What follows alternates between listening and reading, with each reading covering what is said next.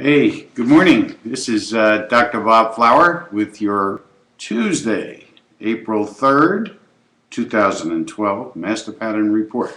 Okay, so we've got a couple of good things going on today. Last week we had a call for silver on the 27th, which actually up call, which actually hit on the 26th. It was a good move up from last Friday. So we were within our one-day rule on that. Our interest rates bounced up as we had called, and the oil has held steady in that 104 to 106 and a half range, 103 and a half to 106 and a half range. We don't see much change right now, barring any unforeseen catastrophes going on over in the wonderful Middle East. Okay, we're expecting silver to kind of bottom out here for this cycle anyway. And we're looking at sometime next week, probably the end of next week, for a bounce, a run-up in silver for a little bit. And the precursor to that is the way the commodities have been acting this week, especially copper. Copper has made a significant move.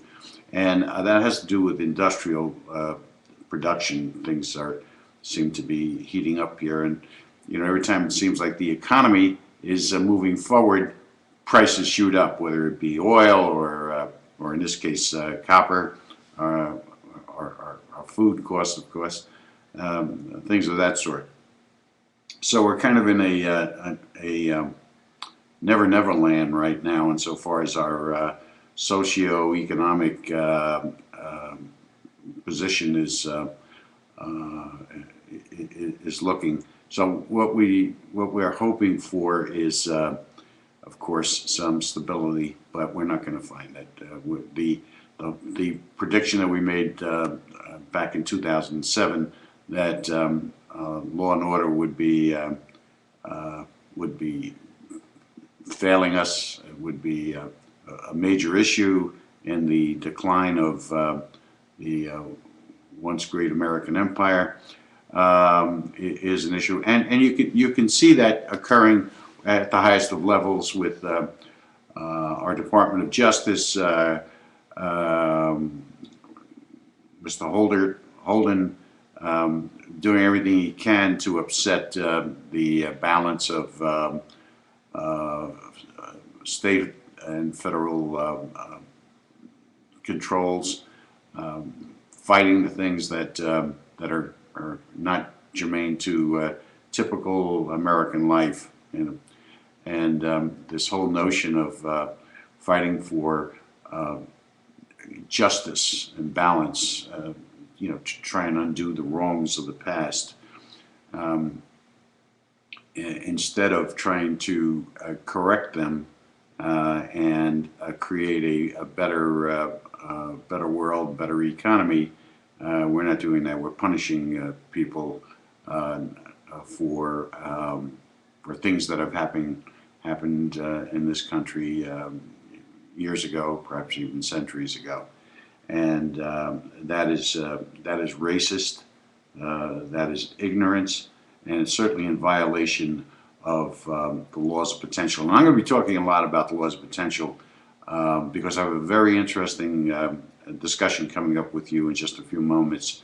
You know, I started off this this whole concept of the Master Pattern Report because of the whole notion of the laws of potential and how they've helped not only myself and my family, but my friends and my colleagues, my partners in various ventures, how we've been able to not only survive, but to succeed and thrive very, very well.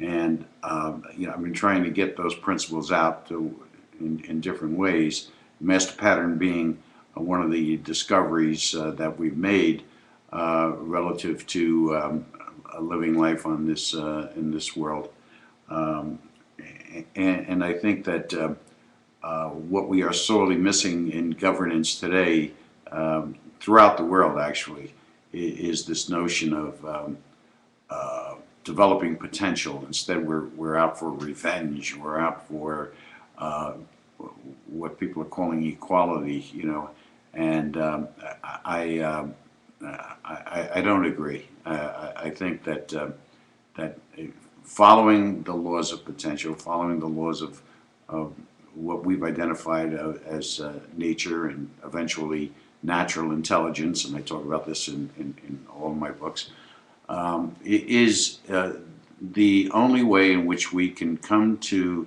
a reasonable understanding of what's happening in our lives and in those who we care for, those around us. And the reason for that is that these are not man-made laws. These are laws of the universe that I was fortunate enough to discover. And once again, we're going to have a little interesting conversation about that and some deeper spiritual things that are going on in the world. Okay, so socio-political, economic, no budget on the federal level. We're over 3 years now, folks. And you want to call this leadership, you can. I don't. I call it an absolute failure of leadership. I mean, where's the discipline? There isn't any. We do what we want, and that's the way the public is reacting. Hey, you know what? I'm entitled to it. I can do whatever I want. After all, I haven't been treated right by the bigwigs, by the old establishment and whatnot. And I'm not saying that I'm in favor of those people or those concepts. However, I am in favor of order and organization, but with a sense of freedom and justice. But justice is not what I think a lot of people think it is.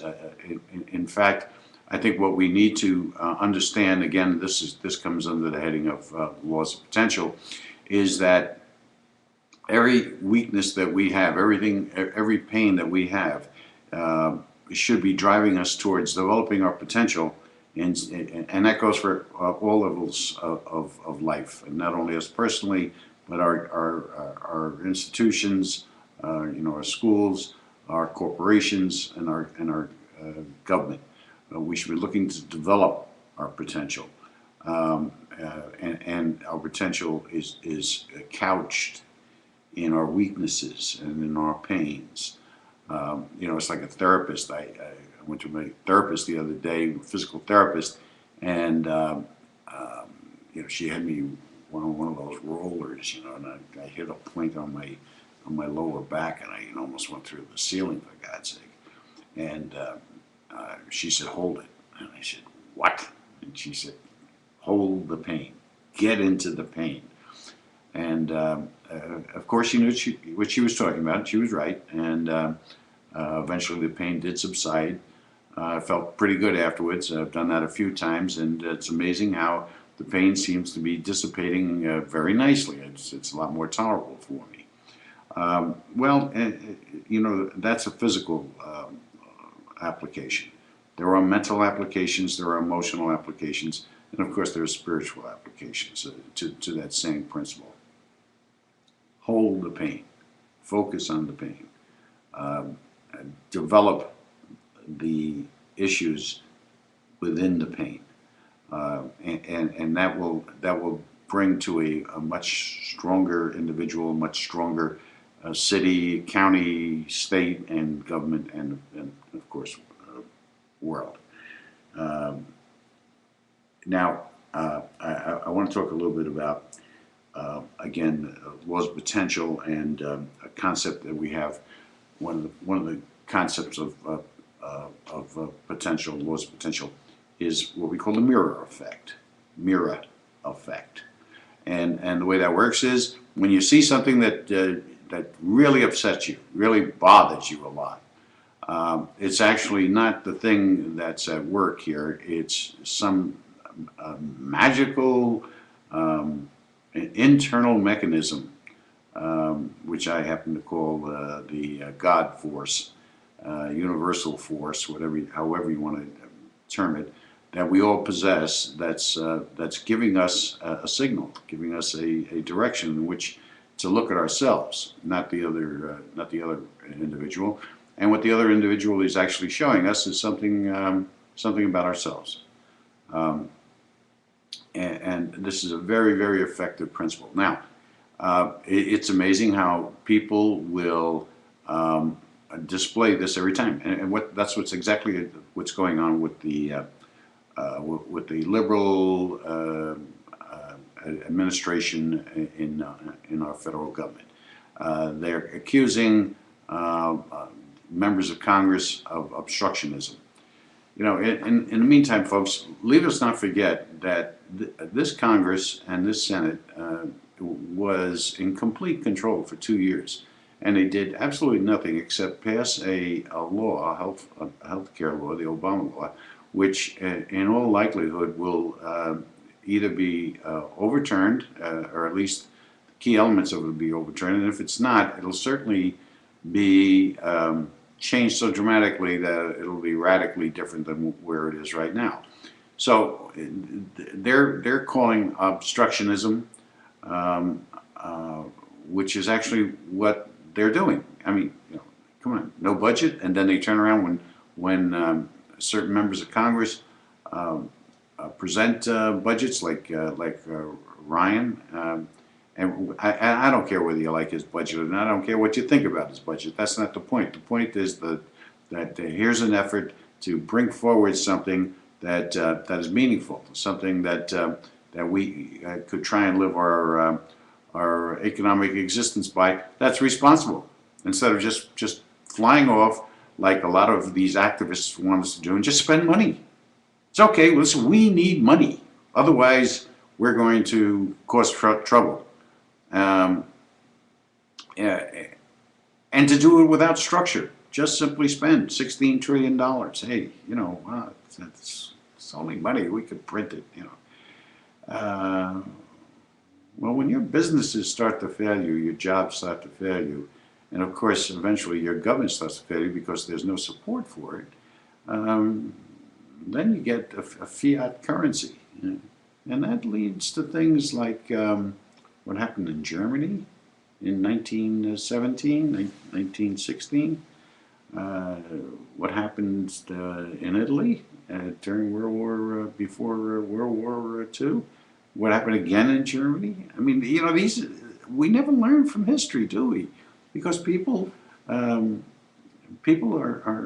not students of history. They're not students of anything except their play boxes and you know, Dracula movies and all this crap that's going on. So what we need to do, again, is more order, more organization, and when we see people telling us that they're obstructionists, they are ruining us, well, look at what they're doing. And then you'll see why they're saying, why they're so adamant about what they're doing. And in fact, let me just say this. The strategy that the current administration in the White House has in effect for this election is they can't run on their record because their record sucks. And they are not for the American way. I'm sorry. They're for some obscure, socialistic, cannibalistic approach to society. You know, bring us down to a level of the rest of the world. Make it a truly one world entity, which they're doing they certainly done it economically very effectively, folks, as you may know. Before, if you had issues and you want to take your business elsewhere to try something different, you could. You could go to Canada, you could go to Australia, and in some instances you can even go to Europe or South America. Can't do that anymore. Can't do that anymore because it is a worldwide entity. It is a worldwide economy and society, even though the cultures are different. So what we need to do here, once again, is to look at people and look at ourselves too. When it's something that really bothers us, then we have to examine why we are so upset in ourselves. What is it about ourselves that needs to be worked on? Okay. All right. And given that, I said, and I say this with all calmness, I think that I know a lot of liberals, and they're very smart people, and for the most part, they're pretty good people. But when they support this president, it's just showing their ignorance, and ignorance is one of the four great restrictors that we profess in our natural intelligence concept of the laws of potential. Um, and there's no way they can only um, defend the president's actions by virtue of being an advocate, not by the facts. And I challenge those of you, those colleagues of mine, friends of mine, acquaintances who are liberals, to debate this in an objective fashion, not just to defend your position, but to examine your position as I would try to examine my position as a moderate, sometimes a conservative, egalitarian, whatever you want to call me. It's okay. But I enjoy that. I enjoy the challenge. I enjoy looking at myself and in a lot of cases laughing at myself. And I invite you to do the same thing. Stop taking this so damn serious, like it's the end of the world if this man doesn't get reelected. It's the end of the world if he does get reelected, and which is going to bring me to a subject that I want to talk about. That's a little bit skewed from what we normally talk about, but I think it's very, very important. And what I'm going to tell you is coming from some very deep backroom sources. And it's something that I've had some personal experiences about. And these are credible sources, folks. And let me talk and let me start it off by saying this. We've heard from people like Ahmadinejad in Iran that when they start this holy war, that the 12th Imam will make himself known. He will arrive. This is their Messiah. We've heard more and more talk about the Hebrew Messiah coming, more so than probably any time in the past 1,000 years, as well as the second coming of the Catholics. There's something going on here, folks, and I'm becoming, I believe that that there is something to all of this, and that we're about to experience this this whole notion of a world savior. Everybody thought it was Obama, but he turned out to be the other guy. And we're going to have a separate show about that. But the world is searching for it. The world needs it, and I think we're going to see that. I have had some personal experiences in this arena, and on September 16th of this year, I'm going to talk to you about those personal experiences that I and members of my family have had relative to this whole issue, and I promise you, it's going to make the hair on the back of your neck just stand right up. Um, Again, I believe that there is something going on in this respect, and that we need to be vigilant and understanding and tolerant. And I will have a separate discussion about this in the future. I don't want to make it a big deal. It is a big deal. I don't want to blow it up anymore at this point in time, except to tell you of my thinking and my feelings about this. So just stay tuned and be cognizant that we are about to see some biblical-like occurrences in our lives and in our world, in our planet.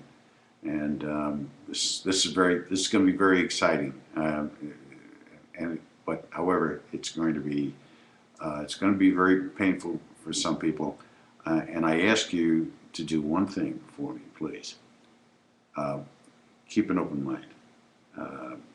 The things that I have experienced, and again, members of my family, and I'm not alone in this, and several others,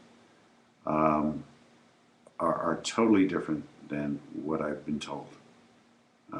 So I think we need to move forward, and I believe that a discovery or a insight of this type and this magnitude may be what the world needs to set it on a course that it hasn't been on for thousands of years,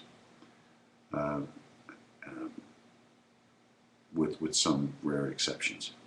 Okay, so for those of you who think that I've lost my head and I'm flipping all over the place, I haven't. In fact, I'm so sane that I'm buying real estate again. I think we're near a bottom here. There may be a couple of cities, counties, maybe even states that are not doing good. I don't think that we're going to see rises in real estate for maybe 3 to 4 years. But I'm a very cautious buyer. I picked up a couple of deals within the past month, and I expect to pick up one very soon. And I've got some people some colleagues of mine that are doing the same thing. So a word to the wise is sufficient. There are many benefits, as you all are probably aware of, with real estate. And if you have any issues or questions or anything, send them into our websites. drbobflower.com and masterpattern.com. We want to reiterate, we're expecting a move up in silver within the next 7 to 10 days, somewhere. I don't have an exact date. I just can't locate it right now. But I'll try and have that for you, and we'll see where we're going to go with that. The other thing that I wanted to mention to you was that I think that we're going to see some more expansion of the monetary fund. I think interest rates are starting to move up a little bit at a time, a little up and down and bleeps and whatnot. But I think we're going to see interest rate rising coming right after the election, folks. Surprise! Surprise! And the worst thing that I see happening by the re-election of this president is that, God forbid, he has the ability over the next 4 years to appoint one or two Chief Justices of the Supreme Court, because this man is not, he is out to change this country, as he said he was, but in such a negative way, in such an irresponsible, um, um, unbalanced fashion that it will cost us dearly. And I'm going to talk to you about this man and the notion of him being a antichrist type. And if you don't think that this guy is a narcissistic, look up narcissistic and look at the things that he's doing. The most objective of you, the most liberal of you, will certainly see that this is where we've been headed, and it's not fun, folks. Aside from that, it's sunny and 75 degrees in Arizona. We're going to be heading down to Colorado for a little trip down there. God's country. And we have a little fun. Do a little river rafting, a little shooting, and we'll be thinking about all of you and hoping that things are getting better in your life. Work for your potential, folks. Go for it. Don't let things don't let things control you. You must control your own destiny.